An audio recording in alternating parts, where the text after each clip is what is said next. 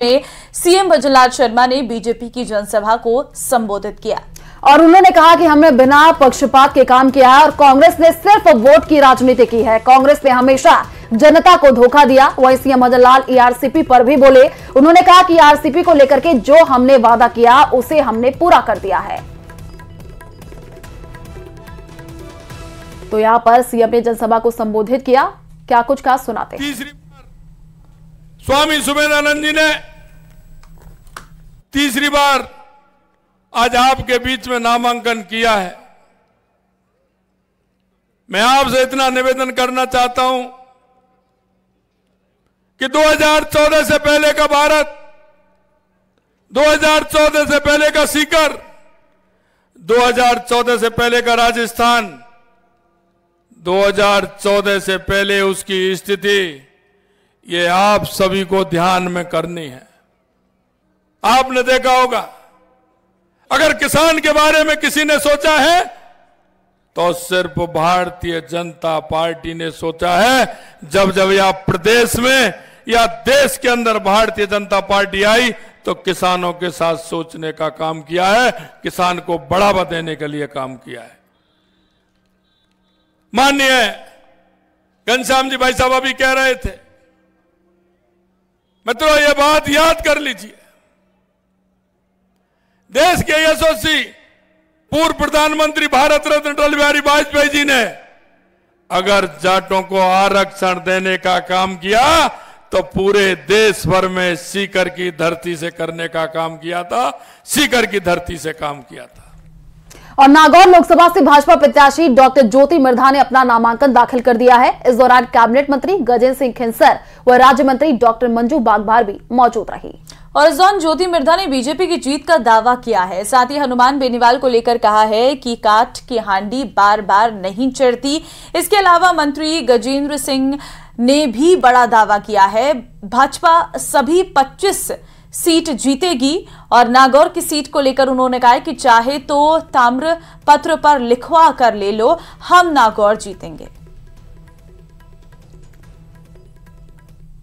जनसभा भी होगी, मुख्यमंत्री जी उसमें आएंगे और हमें वहां पे ज्यादा बातचीत करने का सब लोगों को मौका मिलेगा। लेकिन इसमें कोई दो राय नहीं है कि जब से टिकट की घोषणा हुई उसके बाद में जगह जगह जाके हमने कार्यकर्ता सम्मेलन करे, जनसभाएं करी है और उसमें जिस तरीके का जोश कार्यकर्ताओं में देखने को मिला है और पब्लिक में देखने को मिला, मुझे लगता है कि नागौर में भारतीय जनता पार्टी का बहुत अच्छा मौका है। देखिए, मेरी पहली प्राथमिकता तब भी नागौर में पानी को लेकर के आने की थी। जब मैं सांसद रही थी मैंने पूरे प्रयास किए थे और Indira Gandhi lift canal phase 2 का जो प्रोजेक्ट था वो पास कराने में अहम भूमिका मेरी रही थी।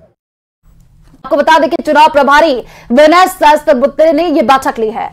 लोकसभा चुनाव के लिए बनाई गई रणनीति, माइक्रो मैनेजमेंट के आधार पर चुनाव लड़ने के निर्देश, चुनाव प्रचार को गति देने को लेकर भी निर्देश दिए गए हैं। देखिए, बीजेपी चुनाव प्रबंधन समिति की बैठक चल रही थी जो फिलहाल खत्म हो गई है, जिसमें तमाम निर्देश दिए गए हैं। चुनाव प्रभारी विनय ने ये बैठक ली है और आपको ये भी जानकारी दे दें कि लोकसभा चुनाव को लेकर रणनीति बनाई गई है। बाबूलाल धायल संवाददाता फोन लाइन पे हमारे साथ हैं। बाबूलाल, बैठक खत्म हो गई है चुनाव प्रबंधन की, क्या जानकारी? जी देखिए, जो जिन सीटों पर मुश्किल चुनौती है बीजेपी को, तो वहां पर किस तरह से चुनाव का प्रबंधन बेहतर किया जाए, इस पर बहुत ज्यादा जोर दिया गया है और उसके लिए कई नेताओं की खासतौर से ड्यूटी लगाई जाएगी जो चुनाव प्रबंधन की बेहतरीन तरीके से जिम्मेदारी संभालेंगे। विनय सहस्त्रबुद्धे ने एक एक करके जितने भी चुनाव प्रबंधन समिति के जो मेंबर हैं उनसे राय मशवरा किया, उनसे फीडबैक लिया और कहाँ कहाँ पर किस तरह से रणनीति को अंजाम दिया जाना चाहिए। जिस इलाकों के को ध्यान में रखते हुए हर सीट के लिए अलग से रणनीति बनाई जाएगी और उसी के मद्देनजर पार्टी फैसले करेगी। और आने वाले दिनों में इलेक्शन मैनेजमेंट में किसी भी तरह की कोई कमी ना रहे, क्योंकि बीजेपी के पास जो वर्कर है, जो कार्यकर्ता है, वो बहुत ही मंझा हुआ है, बहुत ही तराशा हुआ है, उसको ग्राउंड की पूरी जानकारी होती है।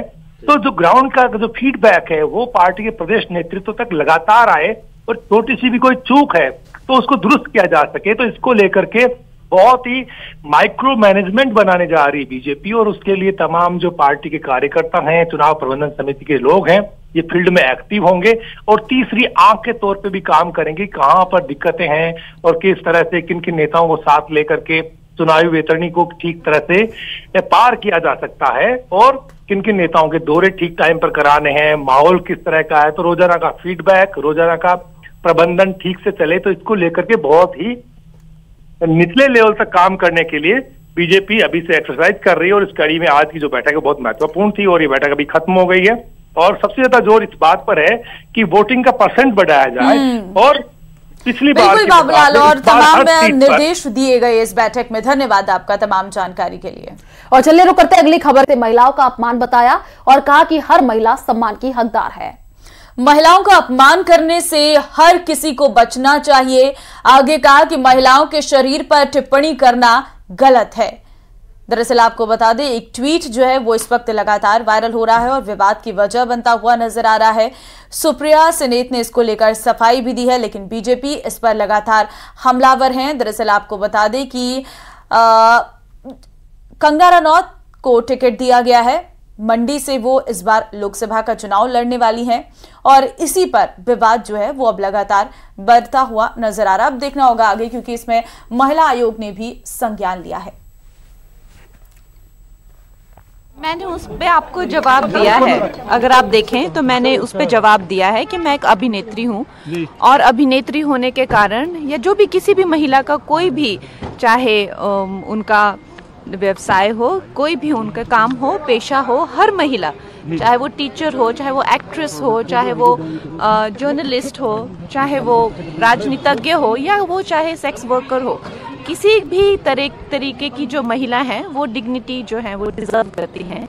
और किसी भी महिला को अपमानित करना, उसके सेक्सुअलाइज करना, और खासकर सबसे ज़्यादा जो मुझे दुख हुआ है वो जो मंडी, जिसे छोटा काशी कहा जाता है, पूरे विश्व में छोटे काशी के नाम से प्रसिद्ध है, जहाँ पे ऋषि पराशर से लेकर ऋषि मार्कंडेय जी ने तपस्या की है, उसके बारे में इतनी भद्दी टिप्पणी, तो हम सब मंडी वासी जो हैं वो बहुत ही कष्ट हमें हुआ है इस चीज को लेकर। वहीं सुप्रिया सुनेत का कंगना रनौत पर विवादास्पद बयान को लेकर बीजेपी नेता सुधांशु त्रिवेदी की प्रतिक्रिया सामने आई है। और सुप्रिया सुनेत का नाम लिए बिना उन्होंने कहा कि सोशल मीडिया के चेयरपर्सन ये बात बोल रही हैं कि उनका अकाउंट कई लोग डिलीट कर रहे हैं। ऐसे में बहुत साफ है कि उनके अकाउंट कहां से डील होते हैं। ऐसे में जनता को ये बात समझनी चाहिए।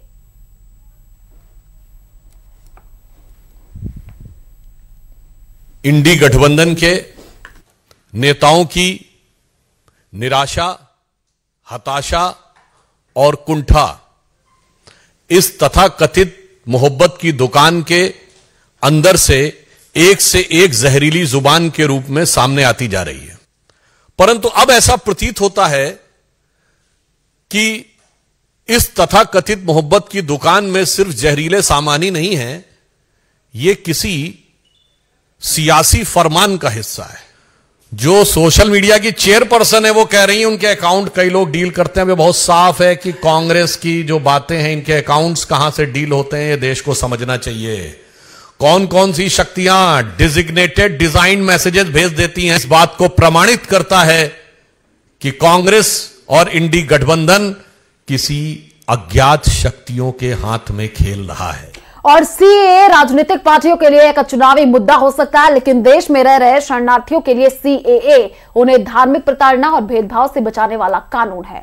और यही वजह है कि ये लोग इस कानून को लागू करने के लिए बार बार मोदी सरकार और प्रधानमंत्री मोदी का धन्यवाद कर रहे हैं। और इस बार की होली उनके लिए एक अलग और अधिक जोश से भरी होली थी।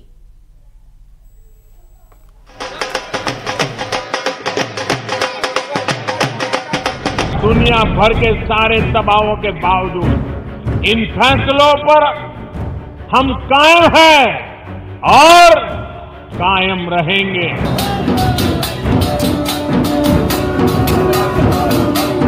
हिस्ट्री है, जो बोलते हैं वो करते नहीं है।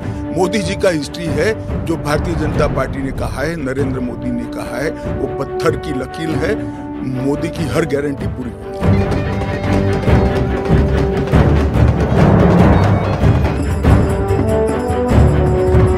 इस बिल के पास होने के बाद कुछ राजनीतिक दल तरह तरह की अफवाहें फैलाने में लगे हैं।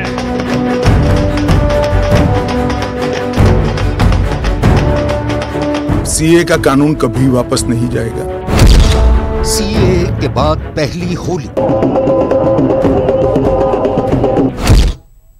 और चलिए फिलहाल